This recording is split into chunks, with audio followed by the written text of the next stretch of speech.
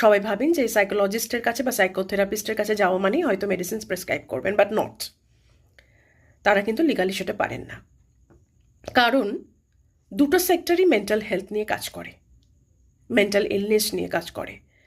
যাদের মেন্টাল হেলথের কন্ডিশন বা মেন্টাল ইলনেসটা মাইল্ড টু মডারেট লেভেলের, তারা অবশ্যই যাবেন সাইকোলজিস্টের কাছে বা কাউন্সেলরের কাছে, যারা প্রফেশনালি কাজ করছে, যারা সার্টিফাইড কাউন্সেলর কোনো বিশেষ প্রতিষ্ঠান থেকে, তাদের কাছে অবশ্যই। আর যাদের কন্ডিশনটা সিভিয়ার লেভেলের, তারা অবশ্যই যাবেন সাইকিয়াট্রিস্টের কাছে, কারণ কিছু কিছু ক্ষেত্রে মেডিসিনস বা মেডিকেশনসের প্রয়োজন হয় আমাদের জীবনে। সবসময় না হতেও পারে, কারণ পুরোটাই ডিপেন্ড করে ক্লায়েন্টের উপরে, ক্লায়েন্ট কিভাবে হ্যান্ডেল করবে নিজেকে। কারণ আমার মনে হয় নিজের থেকে নিজেকে কাউন্সেলিং কেউ করতে পারে না। যখন সেটা হয় না, যখন কোনো মানুষ সেটা করতে পারে না, তখনই অন্যজনের সাহায্যের দরকার হয়, প্রফেশনাল কোনো গাইডেন্সের দরকার হয়।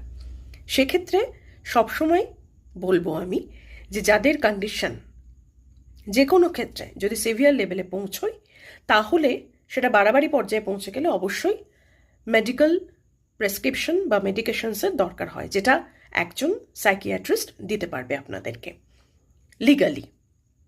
আর যদি মনে হয় যে না, কোনো মেডিকেশনের দরকার নেই বা মেডিসিনের দরকার নেই, শুধুমাত্র কাউন্সেলিং বা টক থেরাপি বা বিভিন্ন ধরনের থেরাপিউটিক ইন্টারভেনশনসের মাধ্যমে এটা সেরে যেতে পারে বা আমি নিজেকে রিকভার করতে পারি আমার কন্ডিশনটাকে, সেক্ষেত্রে আমি বলবো সাইকিয়াট্রিস্ট ফিট নয়, কাউন্সেলর বা সাইকোলজিস্টই বা সাইকোথেরাপিস্ট সেখানে সব থেকে বেশি ফিট করবে আপনার কন্ডিশন অনুযায়ী।